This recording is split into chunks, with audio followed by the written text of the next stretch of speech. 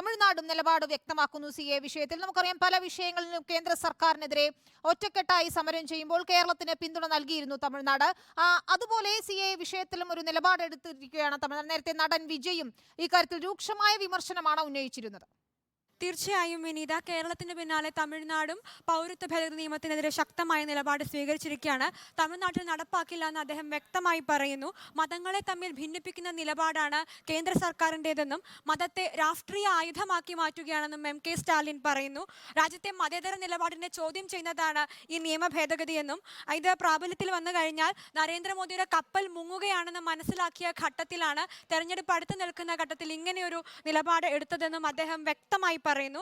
കേന്ദ്ര സർക്കാരിന്റെ ധ്രുവീകരണ അജണ്ടയാണെന്നും ഭേദഗതി നടപ്പാക്കുന്നതിലൂടെ പൗരത്വത്തെ വിവേചനത്തിനുള്ള ഒരു ഉപാധിയാക്കി മാറ്റുകയാണെന്നും MK സ്റ്റാലിൻ പറയുന്നു. മുസ്ലിങ്ങളെയും അതുപോലെ തന്നെ ശ്രീലങ്കൻ വംശജരെയും വിഭജിക്കുന്നതിലൂടെ, വഞ്ചിക്കുന്നതിലൂടെ വിവേചനത്തിന്റെ വിത്തുപാവുകയാണ് പ്രധാനമന്ത്രി നരേന്ദ്രമോദി ചെയ്തിരിക്കുന്നതും BJP ജനങ്ങൾ പാഠം പഠിപ്പിക്കുമെന്നും MK സ്റ്റാലിൻ പറയുന്നു. വിനീത, ശരി, രൂക്ഷമായ ഭാഷയിൽ തന്നെയാണ് സ്റ്റാലിന്റെ പ്രതികരണം. അഖിലശ്രീയാണ് റിസർച്ച് ഡെസ്കിൽ നിന്ന് വിവരങ്ങൾ നൽകിയത്.